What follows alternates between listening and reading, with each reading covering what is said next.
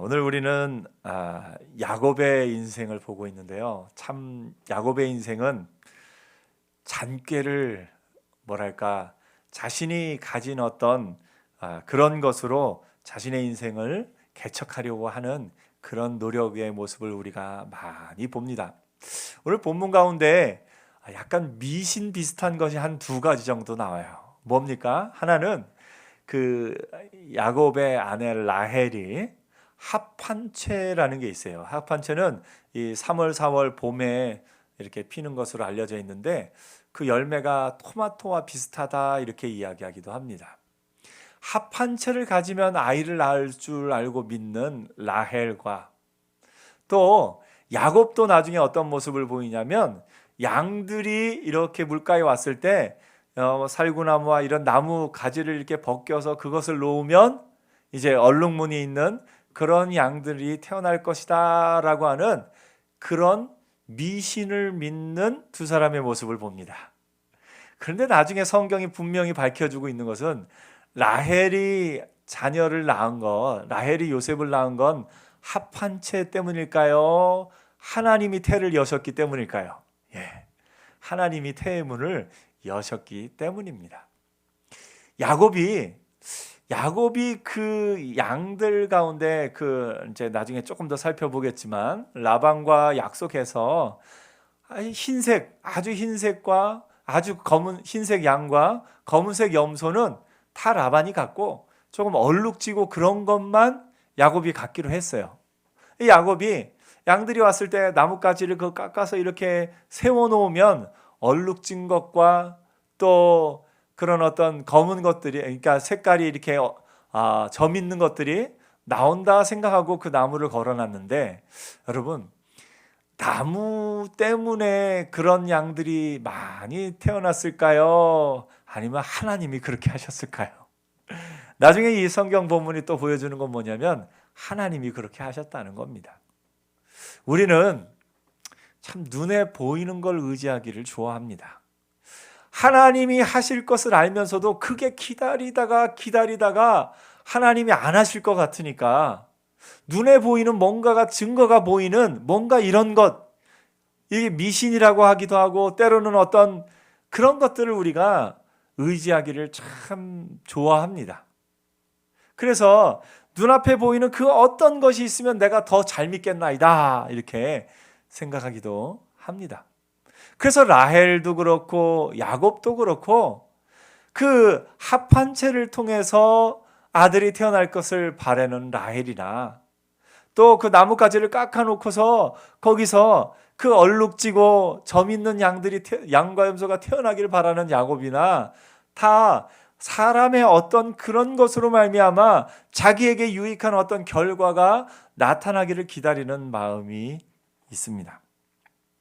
근데 오늘 성경이 분명히 말하고 있는 것은 라헬의 태를 열어주신 것도 하나님이시고 야곱에게 그 야곱의 재산이 많아지도록 하신 것도 하나님이 하신 겁니다.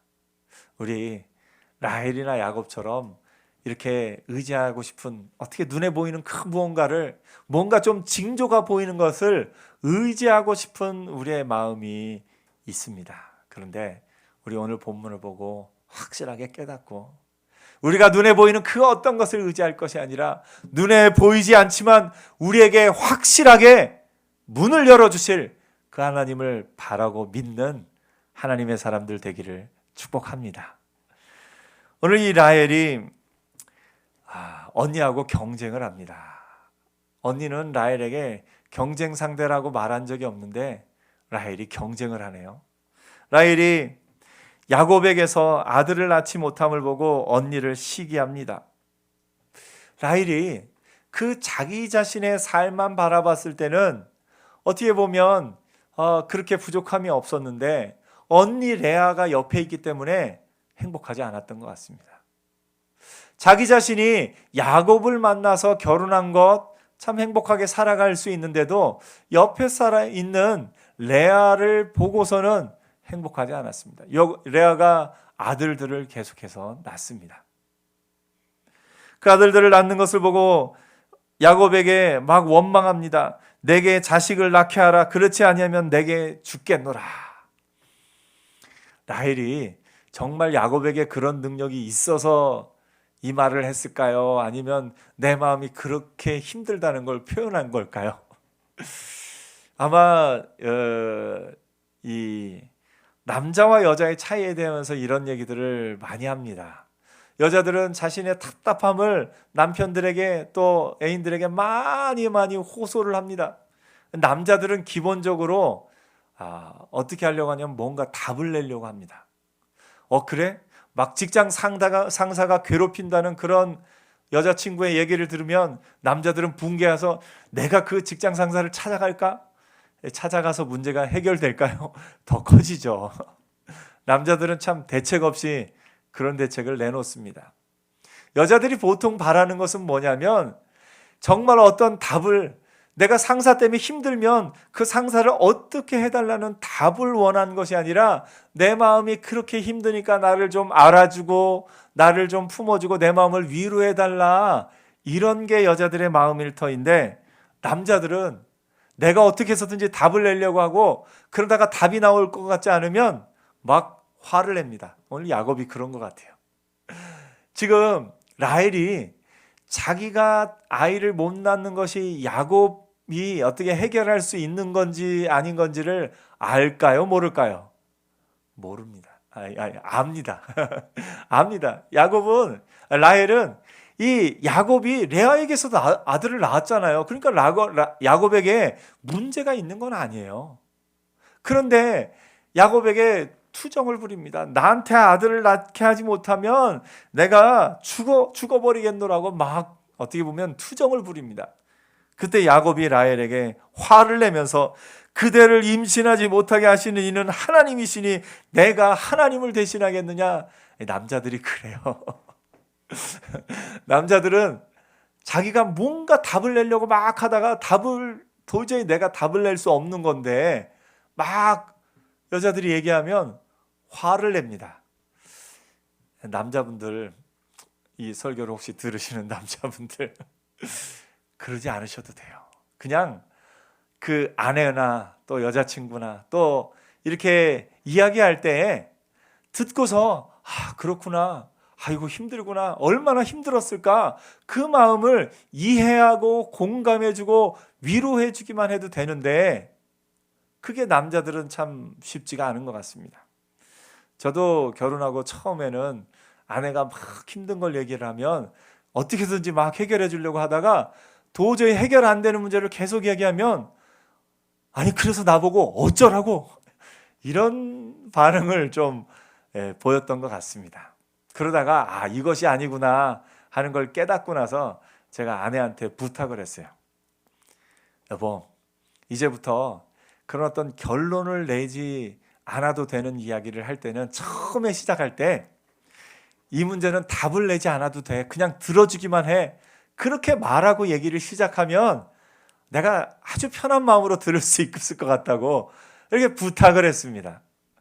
부탁을 하고 나서 한 몇 번은 그렇게 얘기하니까 저는 아무 이 답을 내려는 부담 없이 그랬구나, 아이고 힘들었겠다, 하면서 같이 이렇게 공감해주고 그랬던 기억이 있습니다. 그러다가 그게 몸에 조금 어느 정도 익숙해지고 나서는 아내가 그 말을 시작 안 해도 눈치껏 이건 답을 내줘야 될 문제구나, 이건 답을 내지 않아도 될 문제구나, 이걸 좀 구별할 수 있게 된 것 같습니다. 이게 쉽지는 않았지만 살아가는데 굉장히 중요한 능력이더라고요.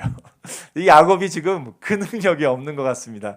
라헬이 지금 자기가 아이를 못 낳는 게 야곱 때문이 아니라는 걸 알아요. 근데 야곱에게 막 투정을 부리는 거예요. 이 야곱이 화를 내면서 그대를 임신하지 못하게 하시는 이는 하나님이시니 내가 하나님을 대신하겠느냐 막 화를 냅니다. 남편분들 야곱처럼 이러지 마시고 아내가 라헬처럼 그럴 때는 아이고 그러냐고, 얼마나 마음이 힘들겠느냐고 하면서 그 마음을 이해해주고 위로해주고 받아주는 그런 멋진 남편들 되기를 바랍니다. 야곱은 자기가 답을 낼 수 없으니까 라헬에게 화를 냅니다. 라헬은 자기 남편이 답을 낼 수 없는 걸 알면서도 너무너무 마음이 힘들다가 결국은 자기가 어떤 한 방법을 찾아냅니다. 그 방법은 빌하를 이제 보내서 빌하에게서 또 아들을 낳는 겁니다. 빌하를 보내면서 이렇게 말합니다. 내 여종 빌하에게로 들어가라. 그가 아들을 낳아 내 무릎에 두리니. 여기서 내 무릎에 둔다라는 말은 뭐냐면 오늘날로 생각하면 입양이라는 개념이에요. 빌하가 낳았지만 내 자녀로 완전히 받아들인다라는 그런 표현이 여기에 들어가 있습니다. 그래서 이 라헬은 빌하를 통해서라도 아들을 낳으면 자기가 언니 레아와의 그 관계에서 우위를 점하고 자기 마음이 평안해질 걸로 생각을 했습니다. 그런데 막상 빌하가 임신해서 아들을 낳고 또 아들을 낳았는데 그렇더라도 라헬이 과연 행복했을까요? 그렇지 않습니다. 라헬은 그 아들을 자기 종이 낳은 아들로 만족하지 못하고 결국은 자기가 아들을 요셉을 낳았는데 요셉의 그 이름을 뭐라고 지었냐면 요셉이라는 이름 자체가 하나님이 나에게 아들을 또 주시리라는 그런 의미가 들어가 있어요. 그러니까 라헬은 한 명으로 만족하지 못하고 내가 언니 레아보다 더 많이 낳겠다는 생각으로 그렇게 살았던 것 같습니다. 그래서 라헬은 결국은 자기가 낳은 둘째 베냐민을 낳다가 세상을 떠나고 맙니다. 어떻게 보면 하나님 주신 은혜 안에서 야곱의 아내로서 행복하게 살 수 있던 라헬이지만 라헬을 가장 불행하게 만든 것은 뭐냐면 곁에 언니 레아가 있었다는 겁니다. 이것을 간단하게 표현하면 비교가 라헬을 불행하게 만들었다는 겁니다. 라헬은 자기가 스스로 야곱의 아내로서 산다는 것 자체에 만족을 누리며 살 수도 있었지만 언니 레아와의 비교함으로 말미암아 그가 너무 마음이 격동되고 불안해했던 걸 봅니다. 여러분 이삭을 한번 생각해 보십시오. 이삭의 아내 리브가가 이삭에게 시집을 가서 이삭의 40대부터 이삭의 60세 때까지 20년 동안 아이가 없었어요. 그런데 이 리브가에게는 옆에 누구 비교할 대상이 있지 않았기 때문에 그가 불행해했다거나 힘들어했다는 내용이 없습니다. 아기를 낳게 됐을 때 그 아이를 낳음으로 말미암아 그의 삶에 아이를 낳은 엄마가 된 거죠. 그런데 라헬은 20년이 뭡니까? 1년만 지나고 나서부터 마음이 힘들어진 겁니다. 레아가 첫 아이를 낳자마자부터 마음이 힘들어져서 둘째, 셋째, 넷째를 낳는 동안 마음이 계속해서 불행한 겁니다. 라헬의 결론은 하나님이 태의 문을 열어주셔서 그 가운데 자기가 아이를 낳을 수 있다는 것이었고 아이를 낳으면 행복할 줄 알았는데 요셉 한 명을 낳고는 그래서도 행복하지 못하고 그 또 둘째를 원하고 또 둘째를 낳다가 또 안타깝게도 또 세상을 떠나야 했던 라헬의 삶을 봅니다. 비교는 사람을 불행하게 만듭니다. 우리가 가진 일들이 그렇습니다. 내가 월급을 받아서 내가 살고 있으면 참 감사한데요. 어느 날인가 내 친구가 나보다 월급 많이 받는 걸 알게 되면 그때부터 마음이 너무너무 힘들어지는 거예요. 형제들이 많으면 또 그렇습니다. 형제들이 많으면 내가 한 달에 10,000원 용돈을 받으면 10,000원으로 기뻐하고 야 10,000원이나 나에게 용돈을 주시는구나 기뻐해야 되는데 바로 위에 언니가 혹은 바로 위에 오빠가 또 바로 위에 또 누가 더 많은 용돈을 받는 걸 알게 되는 순간 마음이 힘들어집니다. 나는 왜 이거밖에 안 주나? 나는 왜 이거밖에 안 주나? 형제들 간에 그런 비교가 참 많이 일어납니다. 오늘 여러분 사람이 행복하게 그 삶을 누리며 살려면 비교를 버려야 됩니다. 여러분의 삶에 비교가 남아있는 순간 여러분은 불행해질 수밖에 없습니다. 내 또래 남자들은 내 또래 여자들은 다 이런데 나는 이렇다. 누구는 저런데 나는 왜 이럴까? 여러분 요즘 SNS가 사람들이 가장 행복한 순간을 SNS에 올리거든요. 어디 가서 뭐 먹었다 먹은 거 찍어 올리고, 어디 가서 뭐 했다 하고서 여행 가고 찍어 올린 거 다 보면 그 사람들 개인에게도 힘들고 어려운 순간도 있겠지만 SNS에는 자신이 그래도 가장 행복했던 순간을 올리는 거거든요. 그런데 내가 SNS를 쭉 보다 보면 내 친구들은 다 행복하게 누릴 것 다 누리며 사는 것 같은데 나는 왜 이럴까 하면서 그 친구들과 나를 비교하면 내가 갑자기 초라해 보이고 불행해 보이는 것을 보게 됩니다. 우리 여러분, 하나님 앞에서 비교의식을 버려야 됩니다. 하나님은 우리의 한 사람 한 사람을 비교하지 않으셨어요.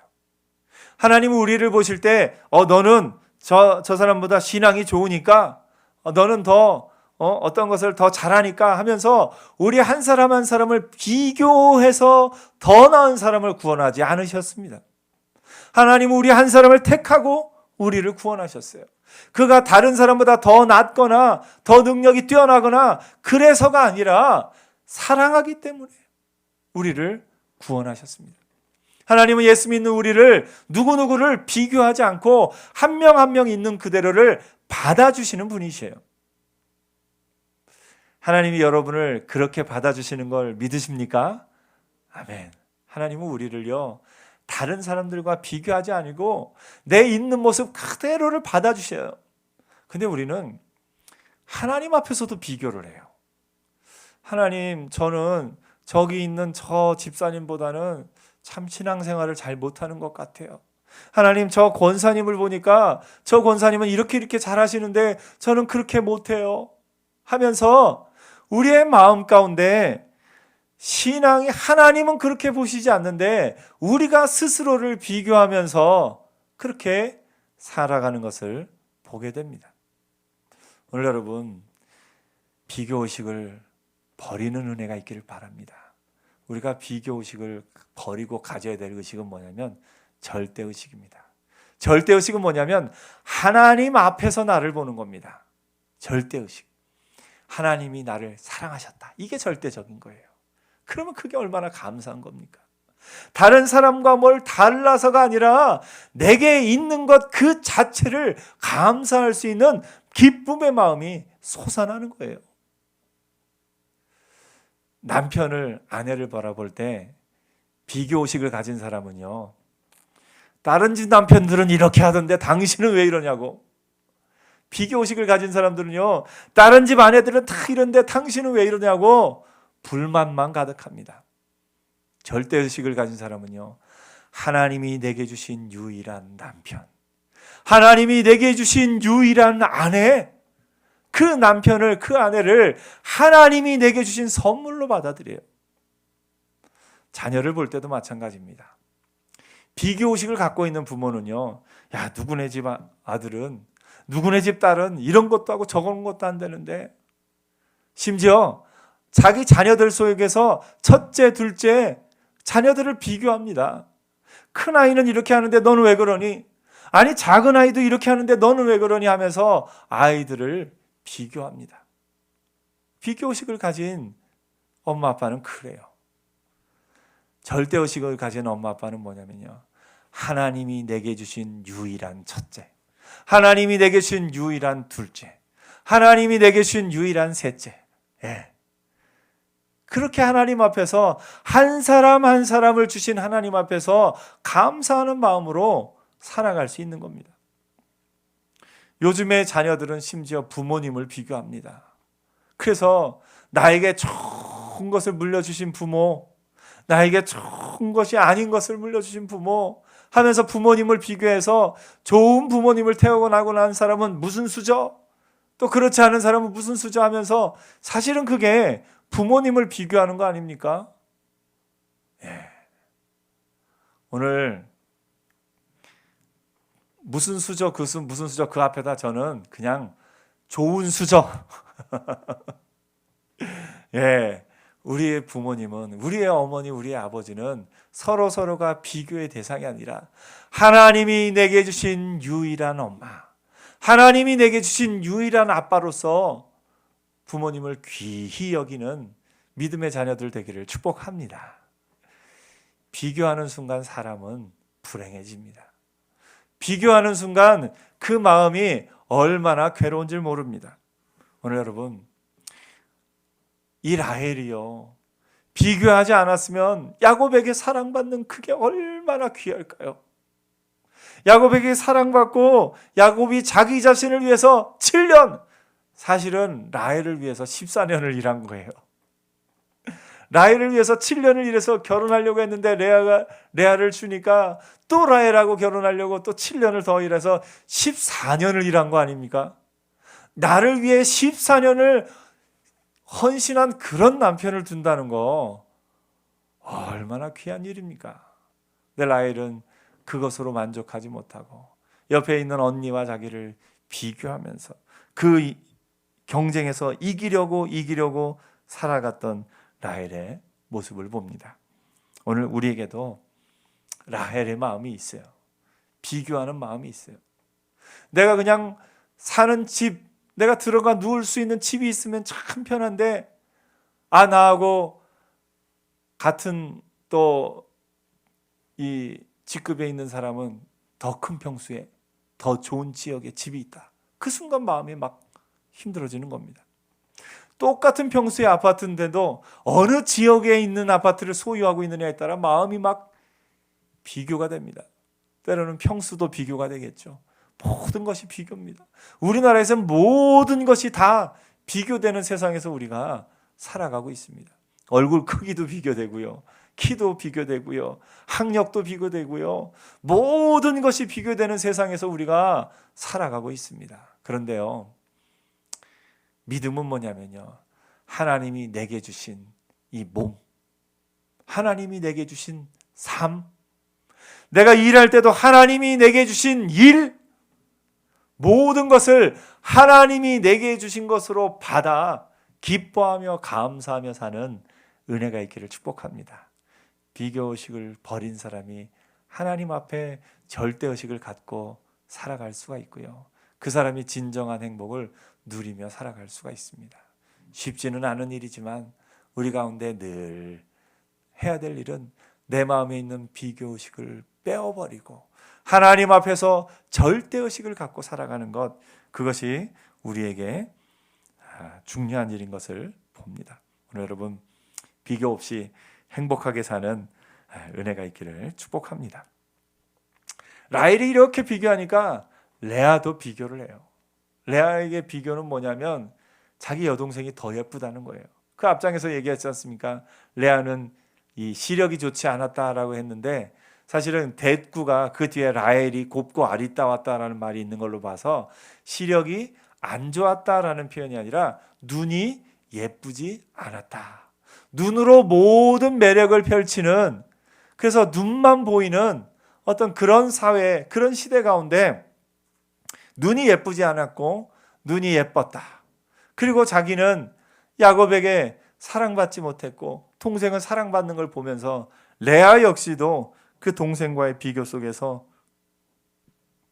참 불행하게 살아갔던 것을 봅니다.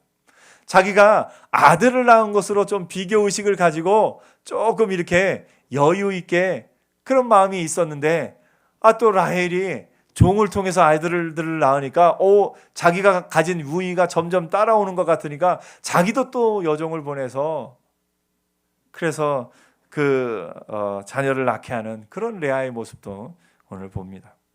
그 둘이 참 여자의 적은 여자라고 많은 사람이 얘기하는데, 라헬의 적이 레아고 레아의 적이 라헬이 됨으로 말미암아 그 둘이 서로가 서로에게 불행한 그런 모습들을 보면 참 안타까운 모습을 봅니다. 우리 여러분, 비교하지 않는 것, 하나님 앞에 절대의식을 갖는 것, 믿음의 사람들이 해야 할 일인 것을 봅니다. 오늘 이 아들들을 낳았을 때 그 아들들의 이름도 참 많은 의미들이 있습니다. 그 아들들의 의미를 다 하나하나 살펴보기엔 또 너무 복잡하기 때문에 간단하게 그 이름 중에 마지막 라헬의 그 이름 보시죠. 라헬이 요셉이라고 이름 짓고서 여호와께서 다시 다른 아들을 내게 더하시기를 원하노라 하면서 그 이름을 지었다라는 것을 오늘 살펴봅니다. 그래서 요셉의 이름도 참 어떻게 보면 그 라헬의 그 마음이 담긴 이름이었어요. 그런데 나중에 요셉은 그 형들과 자기 자신을 또 처음에 꿈꿀 때는 형들이 나한테 절하리라 그 꿈을 꾸었지만 나중에는 왜 나만 감옥에 가고 왜 나만 종으로 팔려갈까 그렇게 하지 않고 하나님 앞에서 절대의식을 갖고 하나님이 나를 이곳에 보내셨노라 하면서 요셉은 불행하지 않은 또 삶을 살아간 것을 우리가 보게 됩니다. 이 이야기 가운데 아까 처음에 드렸던 얘기 라헬의 생각한 합 한 채와 또 야곱이 생각한 그 나무 껍질을 조금 더 살펴보도록 하겠습니다. 라헬은 그 르우벤이 그러니까 자기 언니의 아들이 합 한 채를 가져온 것을 보고 합 한 채를 왜 가져왔겠습니까? 레아가 좋아하니까 그 아들이 엄마 좋은 걸 가져왔겠죠. 그걸 보면서 저 합 한 채 때문이구나. 레아가 아들을 계속 낳을 수 있는 건 저 합 한 채를 좋아하기 때문이구나. 그거 나한테 달라고. 그래서 달라고 하면서 그것으로 말미암아 아들을 얻으리라 생각을 했습니다. 레아는 그 합 한 채를 넘겨주는 대신에 야곱을 삽니다. 이거 야곱이 팥죽 한 그릇에 형에게 장자권을 산 것처럼 이제는 야곱이 합 한 채 하나 때문에 레아에게 팔려갔다. 그 성경이 이 레아가 야곱에게 한 말을 보면 내가 합 한 채를 주고 당신을 산노라고 그렇게 그 단어로 정확하게 표현하는 것을 봅니다. 참 아이러니하죠. 야곱이 이 합 한 채에 레아에게 팔려가는 그런 장면도 나옵니다. 야곱은 또 라반과의 관계에서 새로운 계약의 조건이 일어납니다.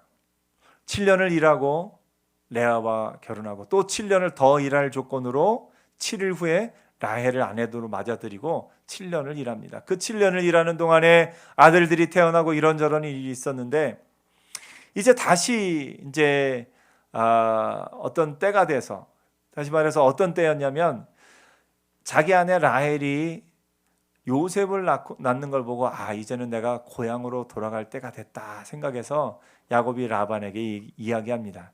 여기서 이제 내가 내 고향으로 가야 되니까 내 아내와 내 아들들을 나에게 주어서 가게 하라 이렇게 이야기를 합니다. 이 야곱의 이 말을 가만히 이렇게 단어 살펴보면 이 야곱은 굉장히 자기중심적인 사람인 것 같습니다. 내가 이런 말을 참 야곱은 많이 합니다.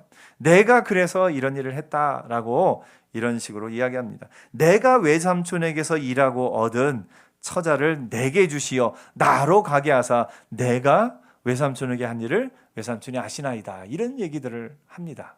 야곱은 굉장히 자아가 강하고 자기중심적이었던 사람이지요. 라반이 그 점을 조금 바꿔서 얘기합니다. 라반이 그에게 이르되 여호와께서 너로 말미암아 내게 복 주신 줄을 내가 깨달았노라. 그래 너 때문이긴 하지만 결국은 복 주신 분은 하나님이셔. 이걸 이야기하는 겁니다. 그러면서 야곱과 라반 사이에 이제 바로 갈 것이냐 아니면 더 있을 것이냐 이야기를 하다가 라반이 야곱에게 더 있어달라 부탁을 합니다. 그러면서 내가 너한테 이제는 품삯을 주겠다. 그동안은 이 결혼을 위해서 7년, 14년을 일했으니까 이제부터 일하는 것은 품삯을 주겠다 이야기를 합니다. 품삯을 주겠다 이야기하니까 야곱은 말합니다. 품삯 안 주셔도 됩니다. 안 주셔도 되니까 그냥 점 있는 것, 알록진 것을 내게 주십시오. 당시 중동 지역의 양들은 다 흰색이었고 염소는 검은색이었습니다. 그렇기 때문에 흰색, 검은색 거기에 얼룩진 것, 아롱진 것은 생각보다 많지 않습니다. 여러분 혹시 멘델의 유전 법칙 아시나요? 멘델이 완두콩을 가지고 실험을 했죠. 레드, 알, 그 다음에 화이트, 하얀 거. 그 두 개가 레드만 계속 낳는 순수한 알, 이거를 RR, 대문자 RR이라고 부르죠. 흰색만 계속해서 생산되는 흰색, 화이트, 스몰로 W를 두 개를 교배시켜 봤더니 약 4분의 3이 빨간 게 나오고 4분의 1이 하얀 게 나오는 겁니다. 왜 그럴까 하다가 그것을 발견해낸 게 뭐냐면, 이게 대문자 R이 우성이니까 이 소문자 W가 열성이니까 섞이니까 RR, RW, RW 이렇게 WW가 되는데, R이 하나라도 들어가면 다 빨간색이 되고 W끼리만 모인 곳에 이제 흰색이 나온다는 것을 발견한 겁니다. 그래서 우성과 열성 이런 식으로 하죠.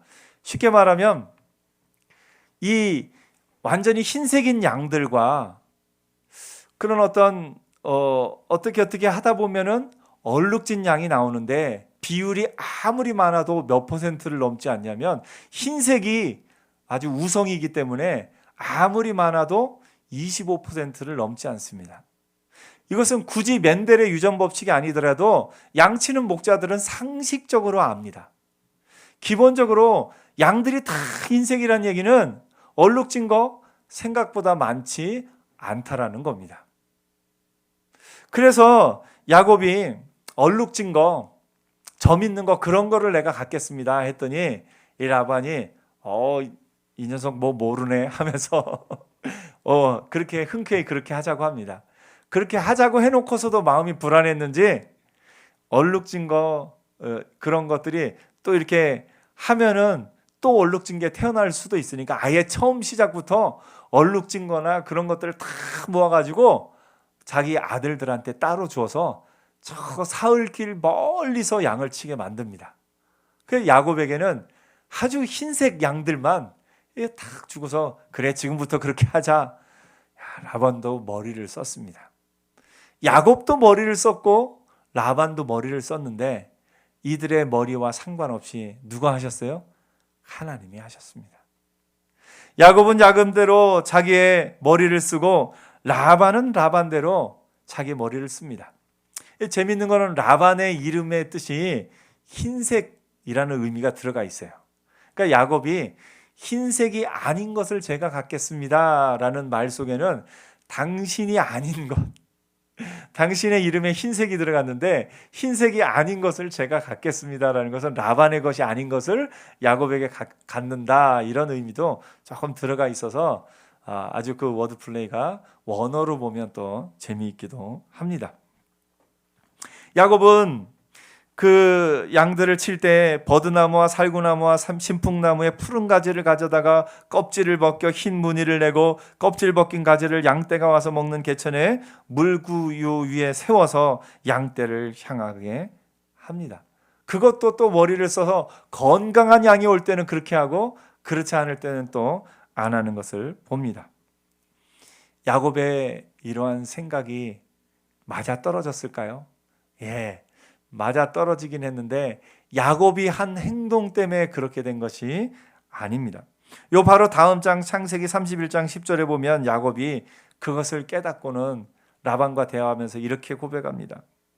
꿈에 그 양떼가 새끼 뵐 때 내가 꿈에 눈을 들어보니 양떼를 탄 숫양은 다 얼룩무늬 있는 것과 점 있는 것과 아롱진 것이었더라. 다시 말해서 뭐냐면 이 하나님이 얼룩진 숫 양들만, 얼룩지고 또 점 있는 숫 양들만 어떻게 보면 그 흰 양들과 이렇게 그 양을 낳도록 그렇게 하셨다라는 것을 야곱이 꿈에서 본 것을 이야기합니다. 다시 말해서 이것은 누가 하셨다라는 겁니까? 하나님이 하셨다라는 겁니다. 오늘 여러분, 우리는 라헬처럼 합한 채를 해서라도 어떻게 해보려고 하고, 야곱처럼 그 나뭇가지를 깎아서 어떻게 해보려고 우리만의 방법을 많이 씁니다. 그러나 여러분, 그 모든 것 가운데 라헬의 태의 문을 열어주시는 건 하나님이 하시는 일이고, 이 얼룩진 것 또 점 있는 것, 아롱진 그 수 양들만 그 흰색 암양들과 교배를 해서 그 얼룩진 것이 태어나도록 하는 거, 이것도 하나님이 하신 일입니다.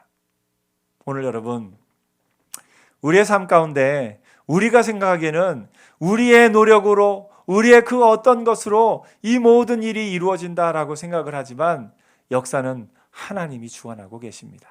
그래서 우리가 눈을 들어 분명히 보아야 할 사실은 내가 최선을 다하지만 결과는 하나님이 책임지신다는 겁니다. 그래서 여러분, 여러분이 최선을 다했는데 어떤 일이, 어떤 결과가 나오건 그것에 실망하거나 낭망치 마시고 그 가운데 하나님의 역사하심이 있음을 보고 하나님이 결국 열어주시고 하나님이 결국 야곱에게 양들이 풍성하게 하셨음을 기억하며 나가는 은혜가 있기를 축복합니다. 우리의 삶에 때로 실패가 있고 때로는 내가 이런저런 노력했을 때 안 될 때라도 낭망하지 말 것은 결국은 하나님이 하실 거라는 겁니다. 라헬의 태의 문을 열어주신 하나님, 야곱에게 양들이 풍성하게 하신 하나님, 그 하나님이 오늘 저와 여러분의 삶에도 풍성하게 채우실 줄 믿습니다. 기도하겠습니다.